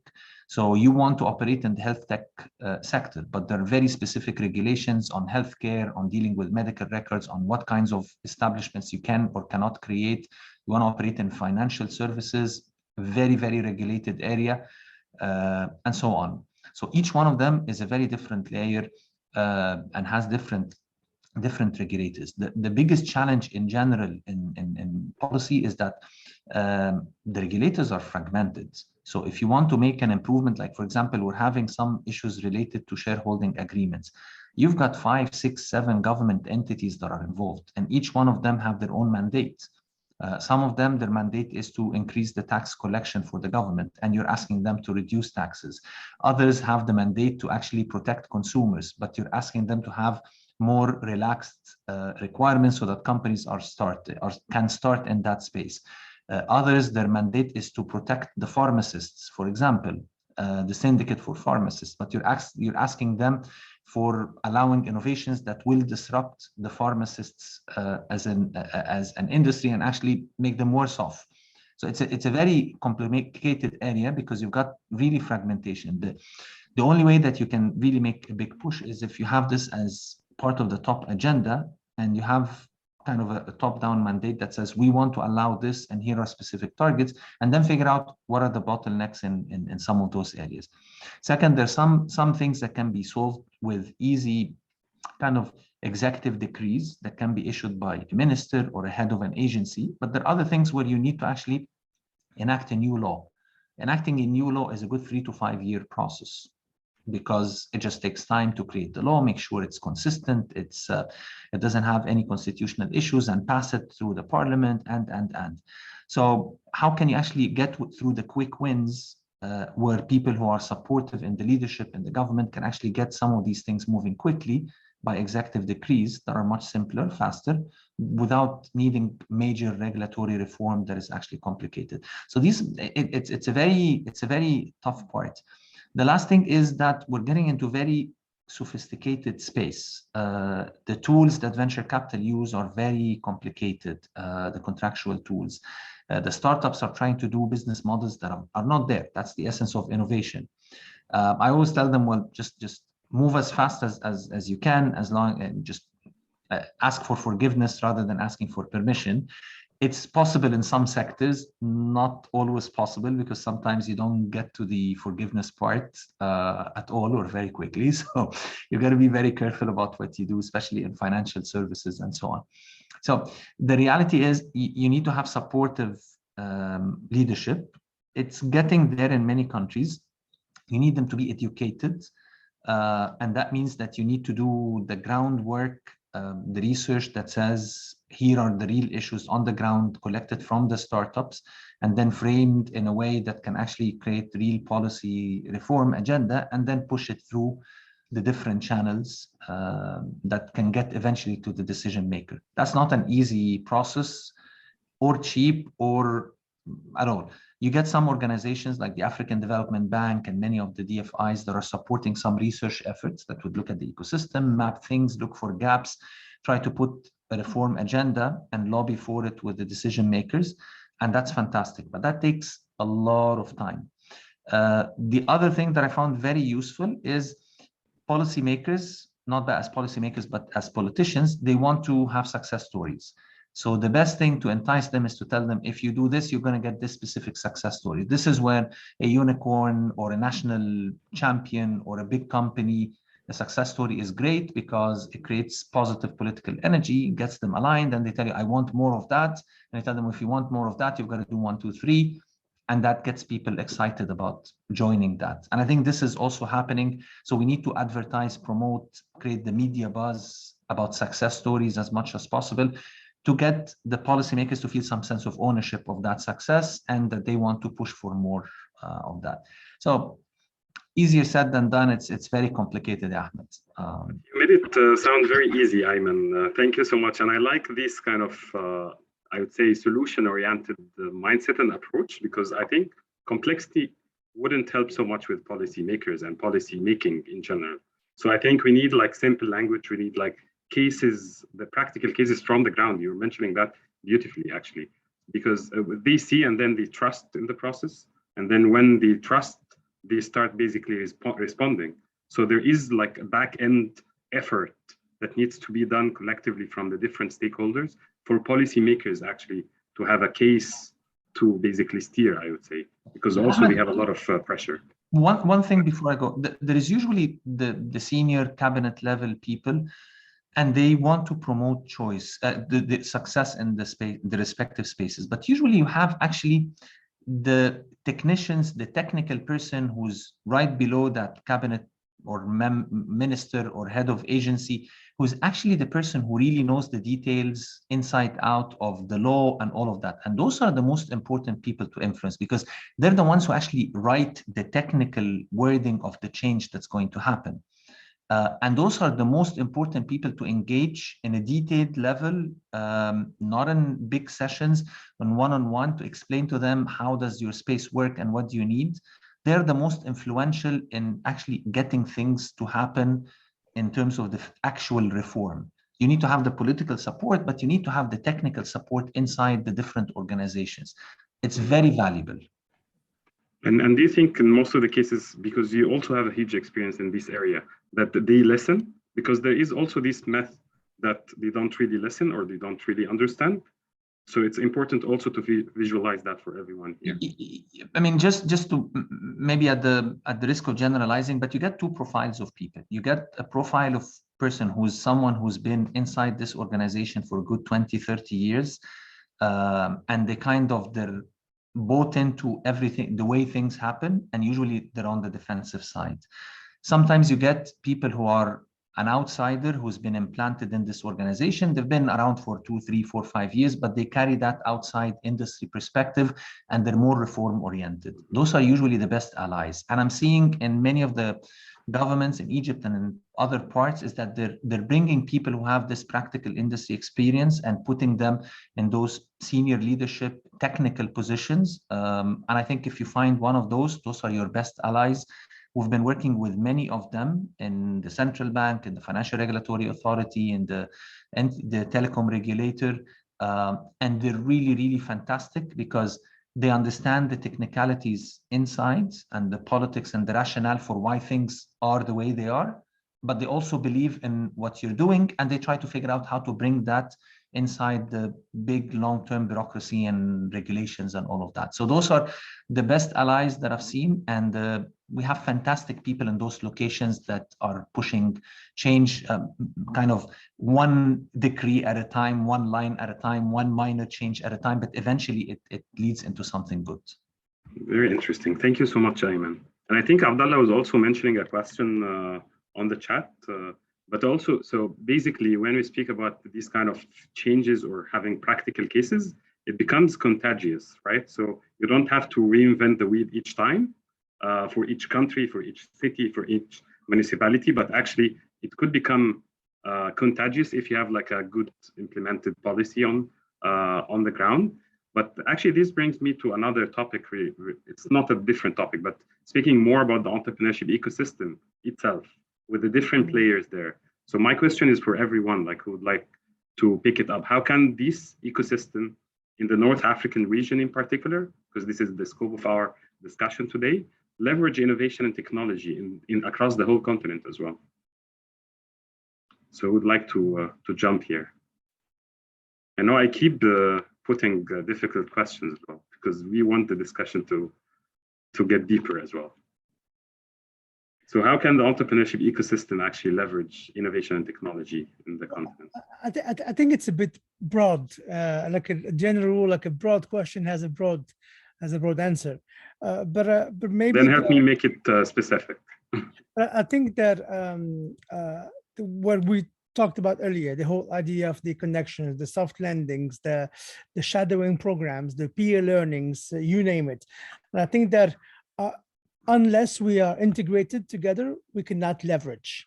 And I think the integration is something that, like, because we can keep comparing to the European market, to the American market, whatever, because that's a market. We are not one market. We have the possibility to become one market, and we need a lot of how can I say, a lot of sandstones to be able to make that going. And that's I think if we're like, just like for example, like Abdullah and I, we spoke very often, and like whenever we have challenges, we talk to each other. But I think a challenge is how to make this more structured. And I think it's if we don't build these connections, and I want to disagree a bit with what you said, Ahmed, about that sometimes people learn from each other. This is not true. I've been myself involved in policy for like less than Dr. Ismail, definitely, but like quite some time in various parts of the world. And I can tell you that in some parts, things are, instead of moving forward, they're moving backwards. It could also backfire, Adnan. Exactly, 100%.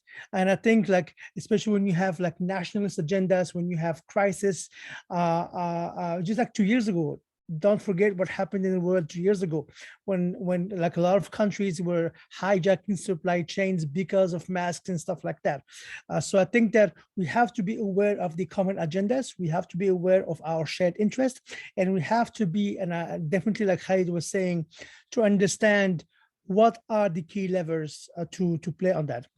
And I think there's a lot of learnings that can be shared from Egypt, just like an example, to Egypt, Nigeria, if we put these things into a block.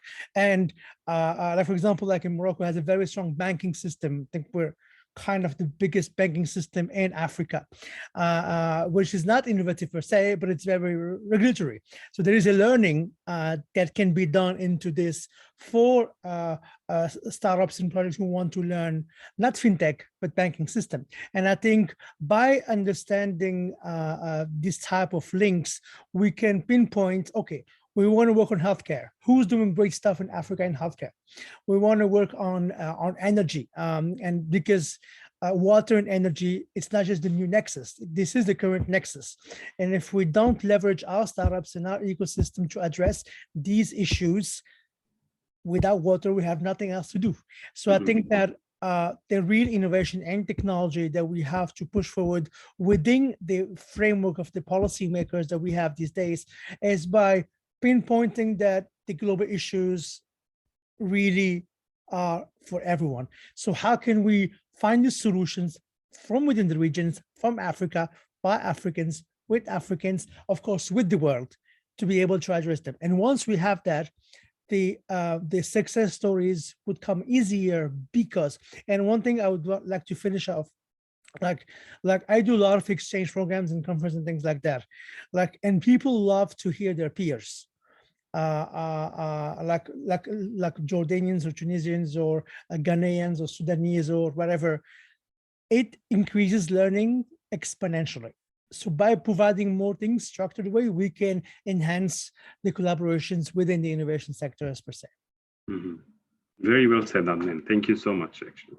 I'm just checking the time. So we have 15 minutes left for this amazing discussion, unfortunately. But also we have different questions there. I'll tell you a question from one of the participants. And if you would like to pick it up, please do that. And also I've dropped in the chat a Jamboard for the participants to share their ideas about what are the common challenges we have in the region, but also what are the opportunities we might leverage to face these challenges. So the question we have here is basically what are the ideal steps that should be taken to provide clarity and understanding of each African market to support more North African scale-ups to move south, actually. That brings us back to the initial point that we were mentioning about how the entrepreneurs are leaving their countries to go more to the GCC area or the Middle East. So we would like to pick up on this question. And meanwhile, I'll ask everyone, like from the participants, actually, please share your questions. I'll take a stab and please point I think this question is partially. Can you hear me? Yeah, or go ahead. am I frozen?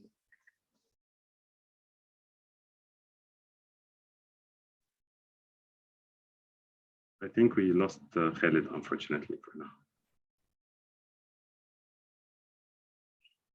So who would like to pick up on this question? So how can we help African scale-ups, basically North African scale-ups, move south more? If you have like very clear steps or ideas for clear steps.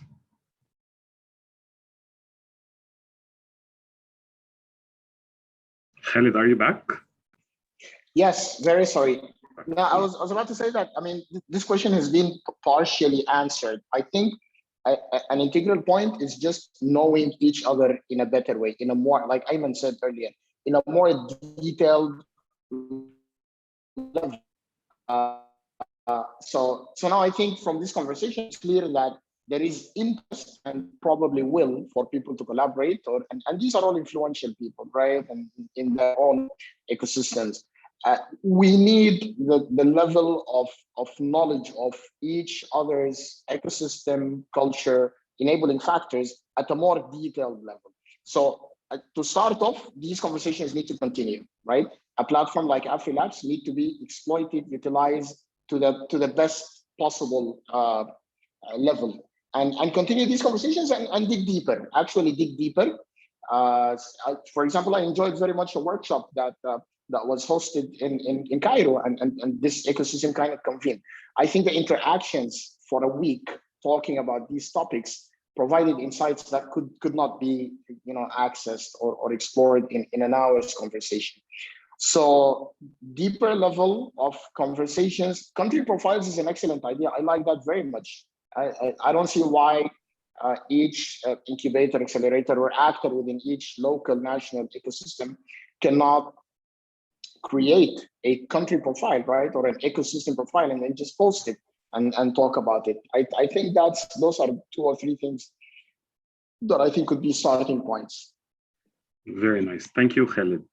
And I think we also, because we got that question from different people, so I think having more kind of concrete steps would be always useful as well.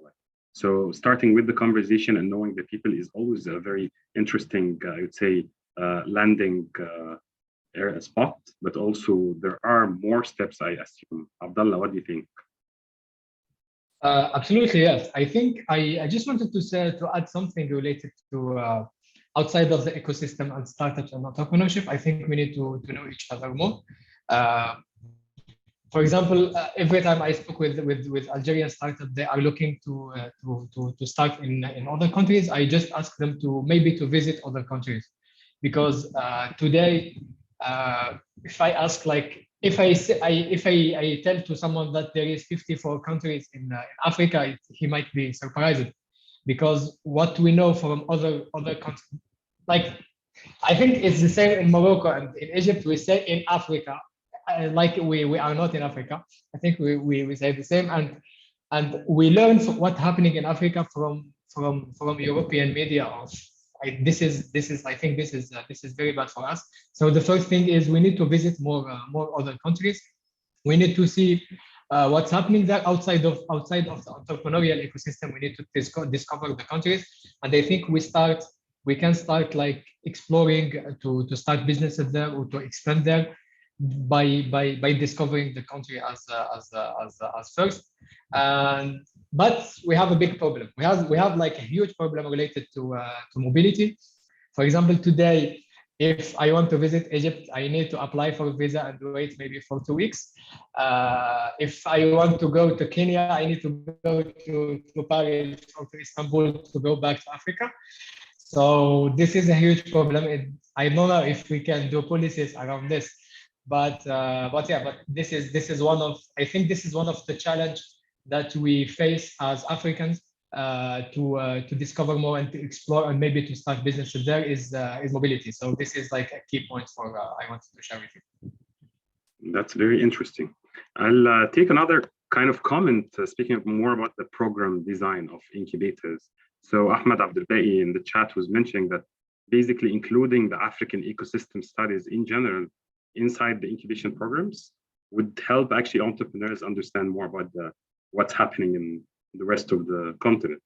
So do you agree or disagree, or if you have also been on some of that? I used to teach a program on African entrepreneurship, but it was done by a French business school. And I think this is also something important that our universities needs to work more together to be able to expand and to teach, because many universities, when they teach like African history or like African, I would say any type of knowledge, it's more about politics or more about like colonial history, not on the business side, like the real business side or the startup side. And I think like cross-country programs on African entrepreneurship, because I think, and I definitely agree with Abdullah, mobility is an issue. And if you talk to people like, oh, that Nigeria or Kenya is much easier to do business in than like your homeland, people would say, oh, but why? Get access to information. And I think that maybe something also that AfriLabs can champion is this kind of facilitating and simplifying information, not just in English, because that's also very important. Has to be in Arabic, has to be in French, other local tongues, to make sure that people can self-identify, and then we can start talking about like that we are part of the same part anyway.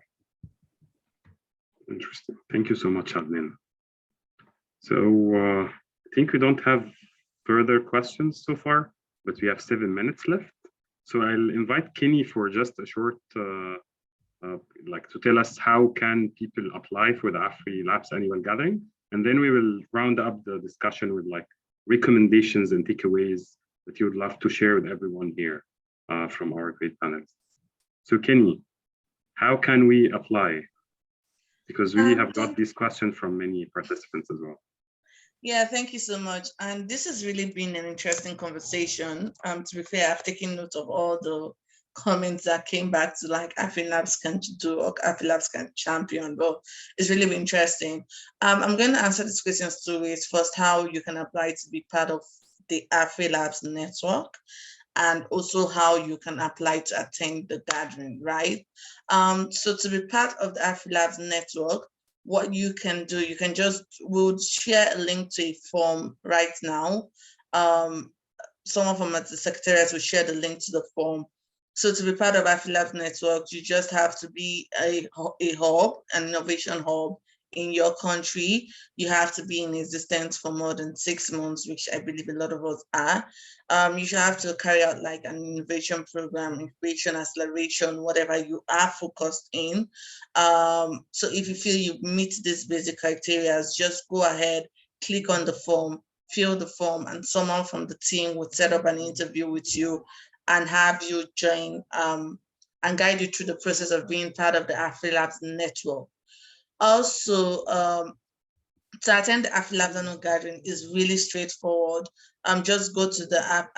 I shared it, afrilabsgathering.com, annualgathering.com website, and you will just see information. You have to register so that you're kept updated on information about the gathering. Like I mentioned before, this year's gathering will be held in Lusaka, Zambia, from the 26th to the 28th of October. But prior to then, on the 25th, there is an AGM for members only of the network, but the main event starts on the 26th of October. So yes, looking Awesome. forward to seeing a lot of us at the gathering and looking forward to receiving our applications to join the AfriLabs network. Thank you so much, Kenny. I'm so excited to meet everyone there as well.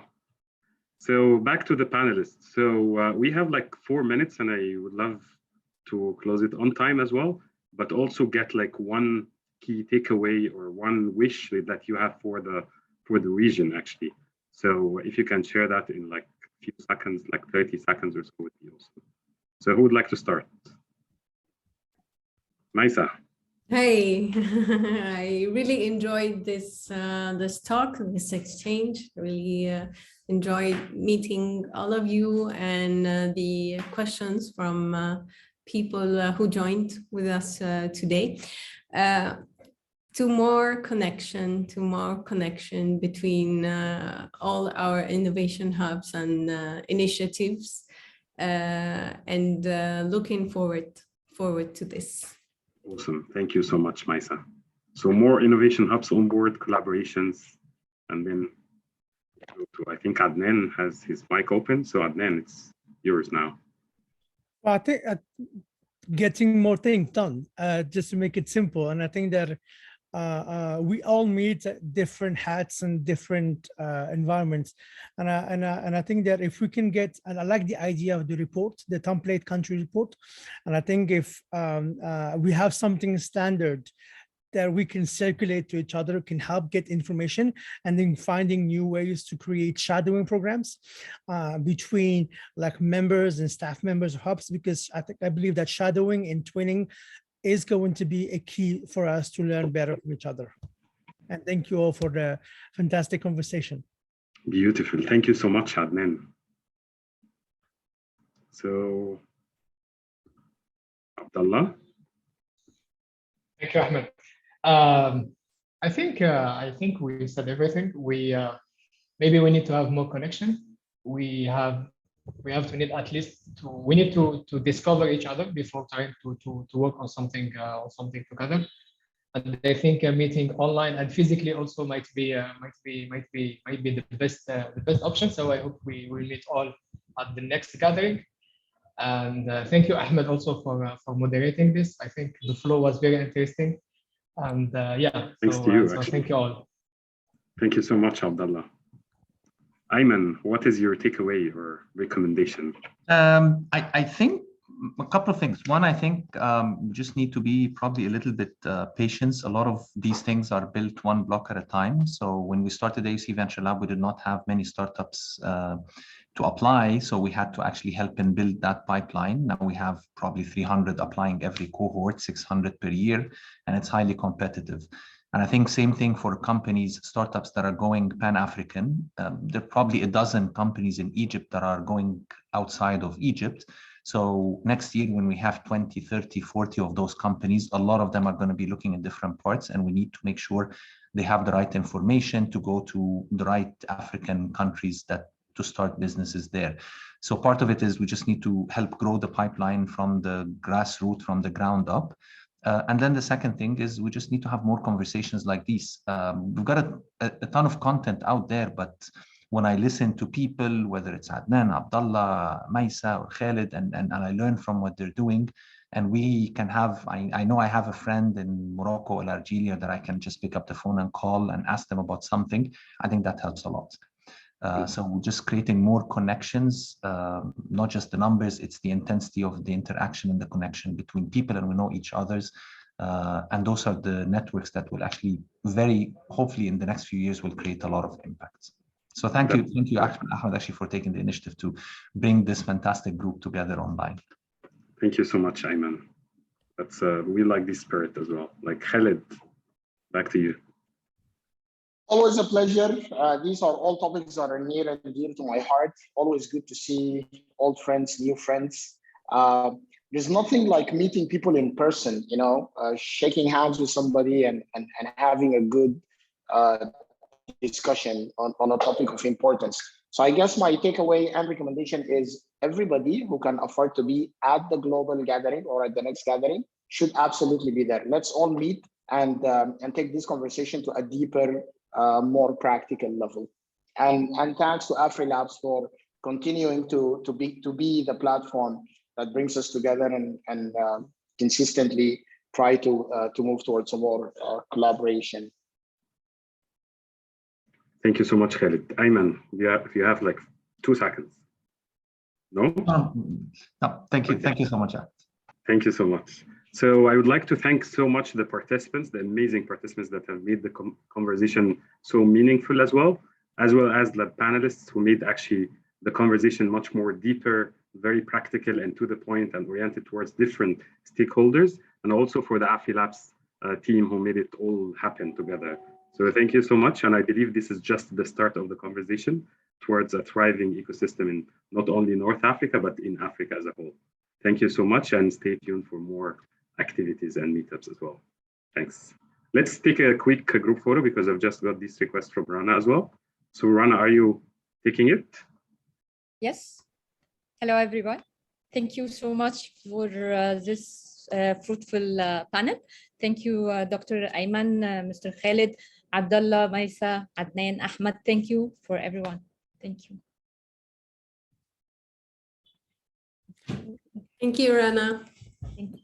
When is the next one? I enjoyed the conversation. Thank you, Ajay. Shukran, Ahmed. Thank you, everyone. Have a good day, everyone. Thank you so much. Bye. Ciao. Have a beautiful day. Eid Bye-bye. Mubarak for those celebrating Eid Eid. Mubarak. Yes. Yeah, Mabruk. exactly. Eid Mubarak. Eid Mubarak. Salam. عيد سعيد لكل المحتفلين. Thank you. Allah. Take care. Bye-bye.